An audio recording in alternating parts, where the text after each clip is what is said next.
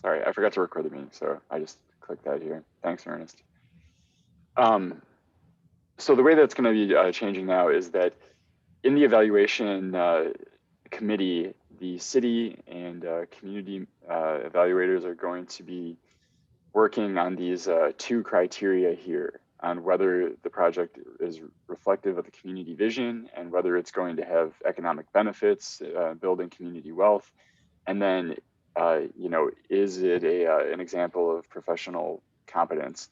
So this is looking at the developer team's past experience, their commitment to DPD's design excellence guidelines, and then responding to the community priorities that were outlined in the RFP document.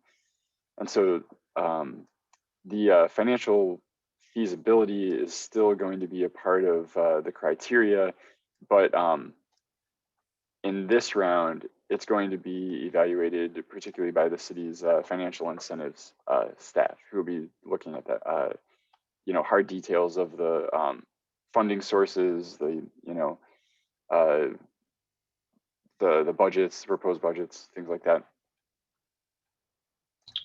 Hey, Brian, before we move on from the slide, I think this is a good point to talk a little bit about criteria one. And obviously, being a community evaluator comes with a good amount of responsibility. And one of the things that we'd be looking to evaluators to help with is to actually be an ambassador for the process and helping to disseminate the scorecard to your networks, to folks in the community, to make sure that we're getting as much of a voice from the community in particularly criteria one in terms of those scorecards, and that we get a really good turnout with the amount of scorecards that we're able to review and base our own review off of.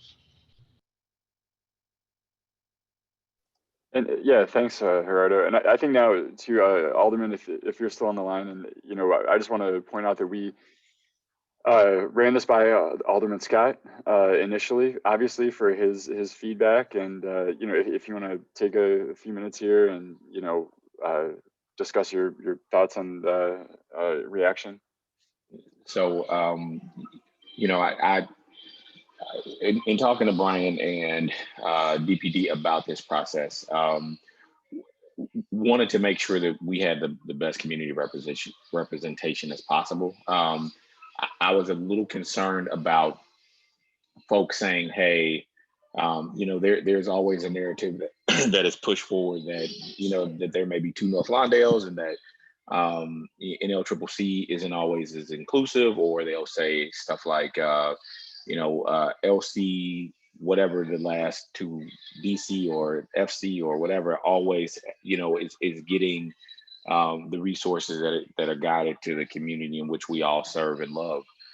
And so what I wanted to make sure that if we expanded this process to have community folks, what Gerardo said, I want them to be ambassadors and I want them to be able to go out to their broader network and be able to say, hey, you may have missed this community roundtable, but this is what is coming to our neighborhood, and these are the projects that are projected. And how do you, how do you feel about these? And what do we need to do to bring these to fruition? And I think it's just really important that one, the process is not tainted by, you know, uh, just making sure that we have as much independent representation from our community as possible. And that, again, that entails us getting out and doing what we need to do as evaluators or whoever we recommend, and making sure that we recommend impartial folks who just want to see what is best for our community, whether that be any one of those six projects that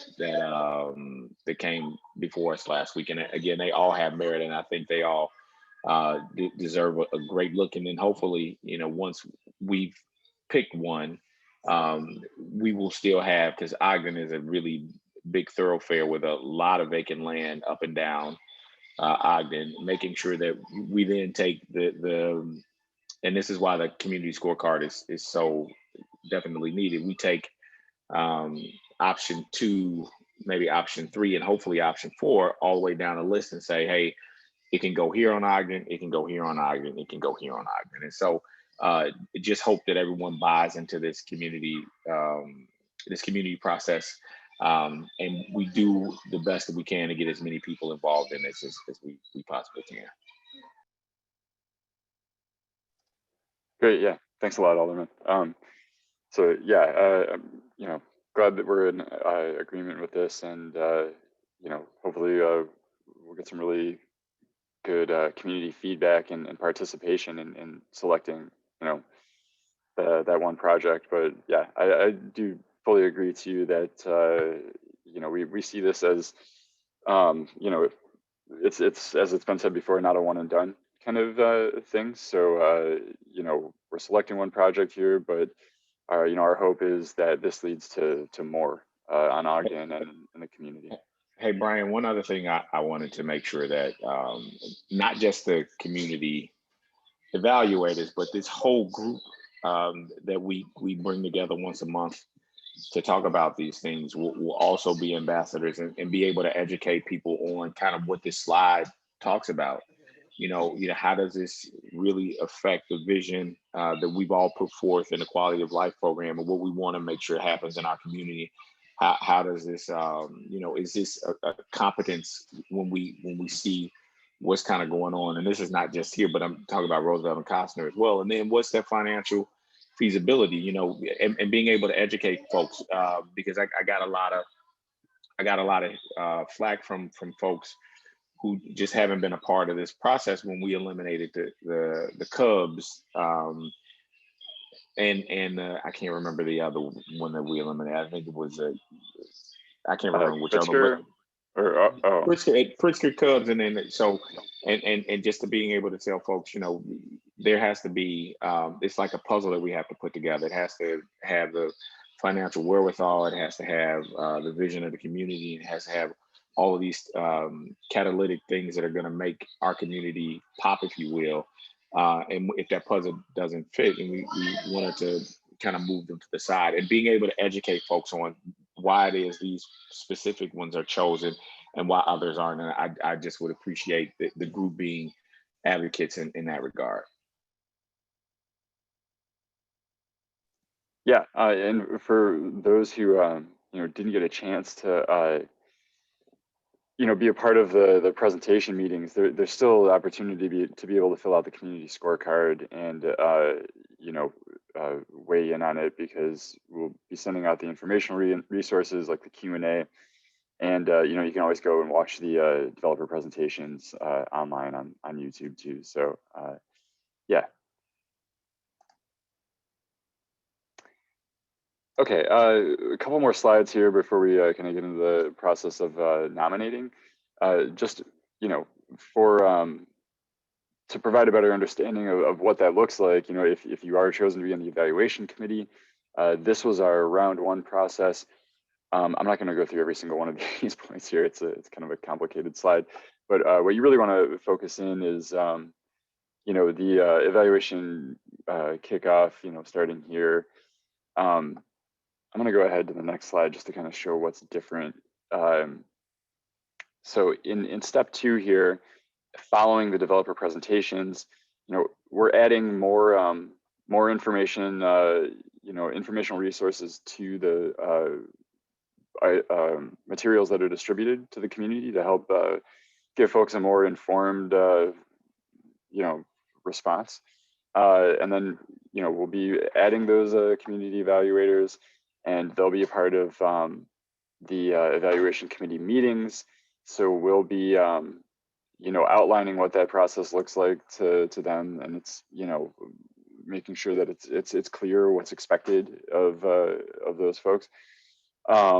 So we'll also be, you know, again, going through a discussion of the proposals, and we can ask follow-up questions to the developers to clarify their proposals. And then in the second meeting that we hold, we'll be doing a deliberation and consensus. So, you know, talking about pros and cons and trying to come together on, you know, agreement on what we think some of the stronger projects are. And then the next step will be to select the winning project, as it were.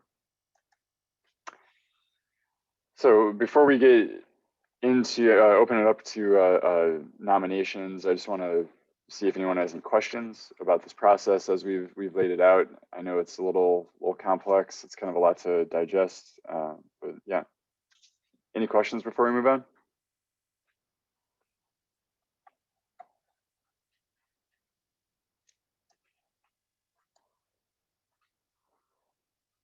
All right, don't be shy. Okay. All right, Brian. So because I gotta go, but I got 3 people that I'd like to nominate before I leave. So I don't, did I see him on the call? Jesse Green. I don't believe Jesse Green has. He's not in any one particular. Actually, I got 4. So I think Jesse Green, Deborah Wesley Freeman, who I don't think is any of them. James Brooks, who I don't think is in any one of them, and Ramel Terry from the Westside NAACP. Is that 4 or 3 that I just nominated? That was 4. 4. Okay. All right.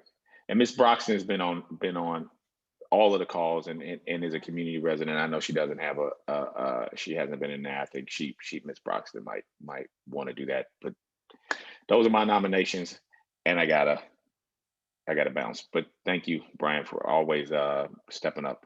Thank you to Gerardo, and thanks to everybody on the call. Yeah, no, thank you very much. Excellent suggestions. And as I'm going to get to in these slides here, I'll just move ahead.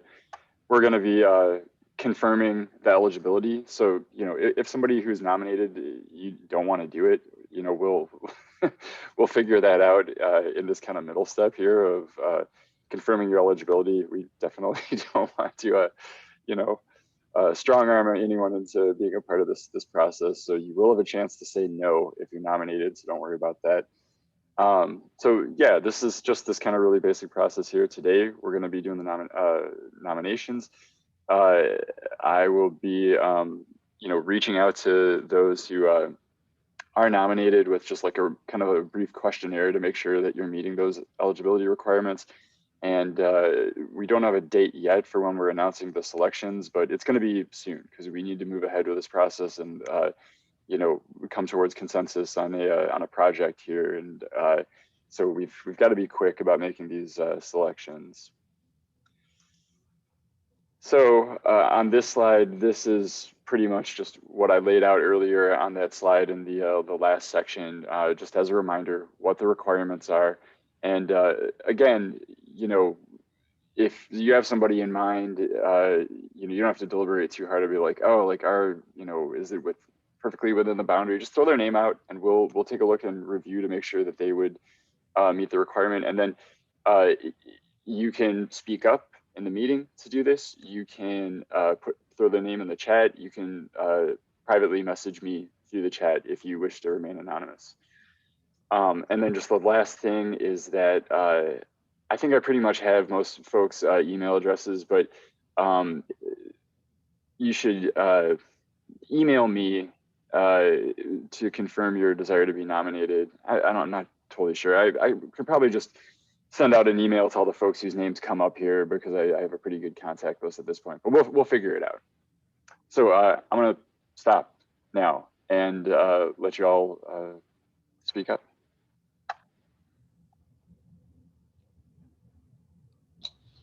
Brian, this is Rodney. One of the people I would like to recommend would be Rochelle Jackson.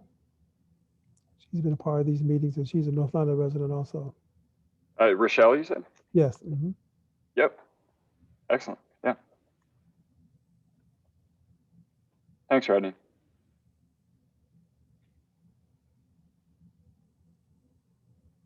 Brian, I'd also like to nominate Rochelle Jackson. All right. And let's see. Got some anonymous nominations for April Campbell and Jay Simon And Rochelle, again, Rochelle, strong support.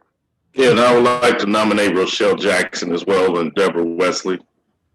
This is Britt Savage. Great, thanks.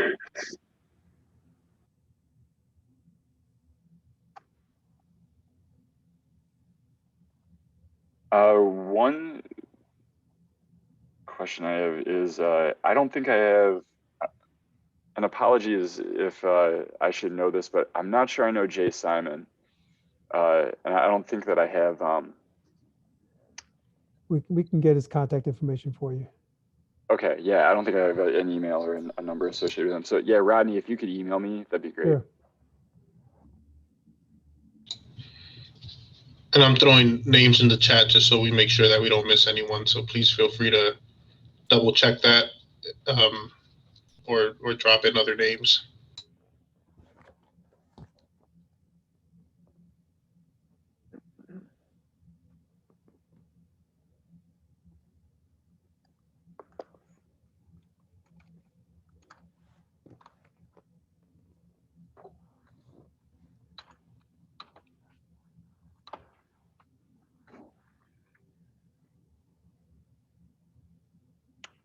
Let's see.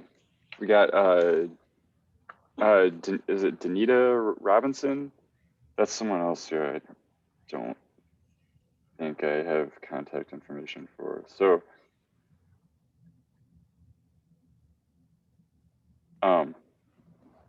if the if the nominator can reach out to me and send me an email address or a phone number for Danita, that'd be great.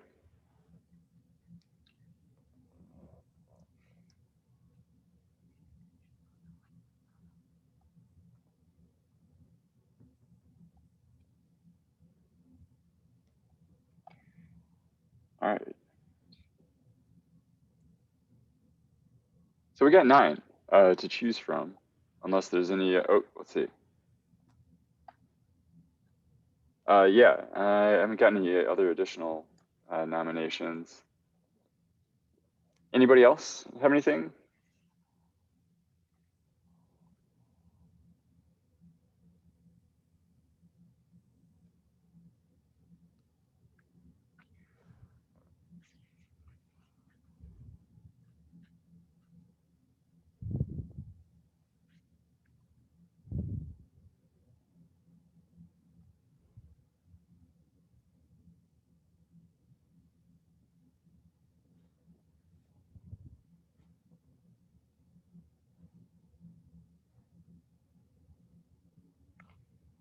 I think Danita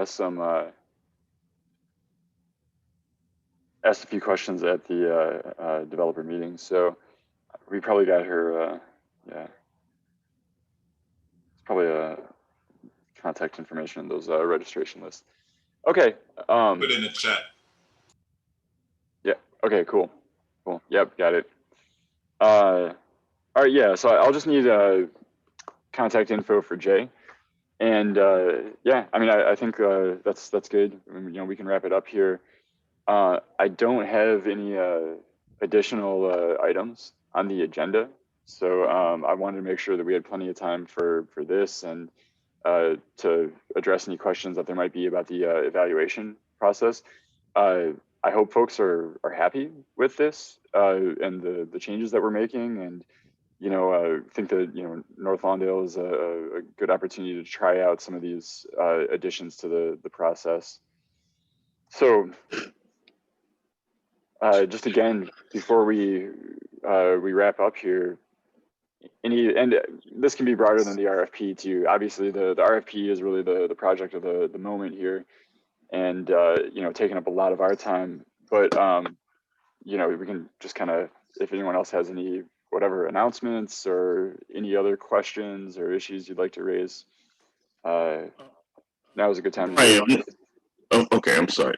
Brian, when were you all going to roll out the feedback again, the community feedback survey?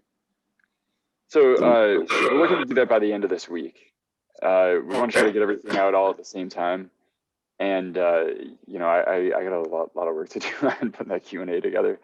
But yeah, we want to just kind of send it out as one package. So we're targeting the end of this week. Okay, thank you.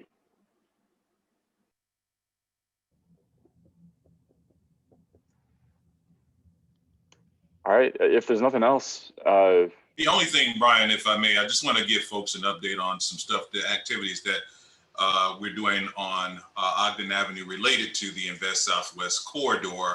For New Covenant is the corridor manager on that site. And so what we've been doing is really talking to business owners, identifying issues, concerns, things that can help strengthen business, grow businesses, as well as property owners along Ogden Avenue. What we are looking for, and we would love to receive your help on this, is looking for other businesses, you know, home-based businesses that are ready to grow and sprout out, to relocate to Ogden Avenue, really trying to create a bustling business district along Ogden Avenue. As the alderman indicated, we're looking at, you know, if there's some of these that will not be the winning proposal, but there may be some elements of it that we can bring to the corridor. And so we need your help in identifying those businesses of the clients or customers, or even yourself may be interested in growing to bring to the Ogden corridor.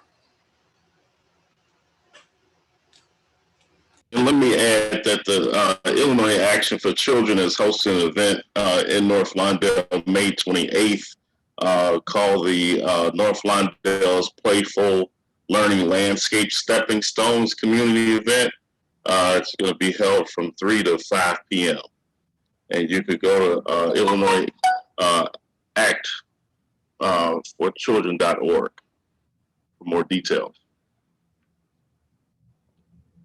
And since we're making announcements, we're also working with the commissioner and others for a Juneteenth celebration that's going to be countywide. So if you have an event going on around Juneteenth, feel free to reach out to our office. Let us know. We'll get you connected to there's a website with a portal we're creating that will allow you to then post your event so that everybody in the community can know what you're doing. Great. This is Brenda. I'll also just note that we have roughly a 50 to 60 jobs available through the Ogden Commons corridor. New wonderful restaurants that are coming into that space. And everyone knows that there's sort of a labor shortage, if you will, or a lack of incentive to step in, particularly into the hospitality, but these are good jobs with wonderful opportunities. They have benefits and they pay, starting most of them at $17 an hour. So I really want to encourage you, if you know of folks that are interested in working in the hospitality sector in North Lawndale, we want local people in these local jobs, please reach out to us at NLEN and we'll take it from there. Thank you. Hey, Brenda, a quick question. We've been kind of pushing that after you mentioned that on our last call. What questions we're getting, and I know you don't have all this, but by chance, do you have a list of those opportunities? We do, and actually we have an updated flyer with the list of specific jobs that are available. So I'll get that to you and I'll do a broad distribution. Thank you, Jesse. That's a good question. Yeah. Great, thank you. So we're talking about everything from dishwashers to management level positions. So yeah. Great.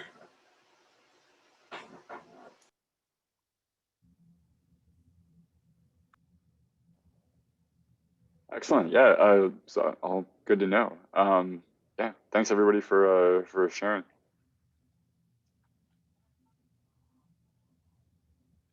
Okay. Well, you know, I didn't expect we'd be wrapping up early today, but hey, I'm not gonna linger. I'll give you back 15 minutes of your afternoon.